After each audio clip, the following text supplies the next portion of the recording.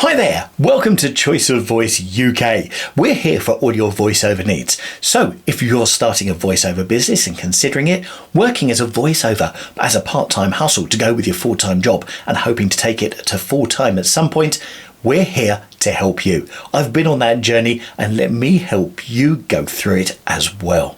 So what are we going to be talking about today? We're going to be talking about the voiceover voice.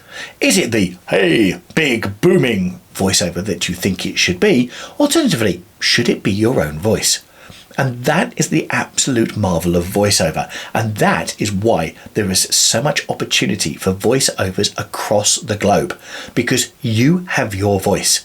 What you don't want to be doing is projecting what you think should be a voiceover voice. So many times during auditions, clients get people doing voiceover auditions, which are demos of what people think they want as a voiceover. Actually, the most important tone and timbre of your voice comes from the client's request, and therefore that's the most important tone for the client. Now, if the client wants a sort of booming voiceover voice, that's what you need to do, and therefore practicing with that before you do your demo really does make sense. But the most important thing is your voice is your voiceover business. So quite often I will have people come to me and say, can you do this type of voice? And then send me a link for, I don't know, something in American where they want an American twang to it from the Midwest. The answer, no, I don't do that.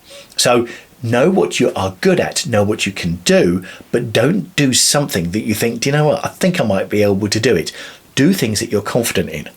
Also, sometimes I've been offered jobs where they want me to do something and I know I'm not great at doing it.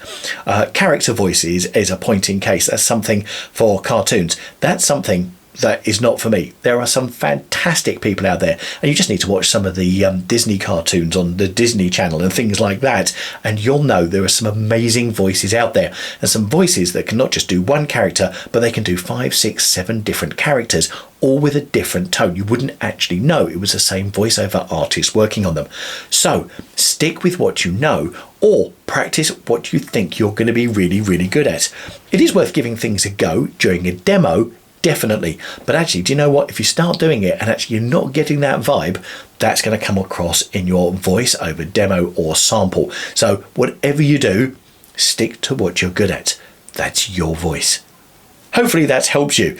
And it's one of the common things I get asked as a voiceover. How do I develop my voiceover voice? I don't. It's mine. So thank you so much for watching on Choice of Voice. If we can help you any further here on this channel, or you've got any thoughts on what we've talked about today, please put them in the comments down below. I will get back to you. Alternatively, if you want to get hold of me really, really quickly or anything else, then we have our website, which is choiceofvoice.co.uk, and you can message us through there. Look forward to hearing from you. Take care, and until next time, take care with all your voiceover business. Bye!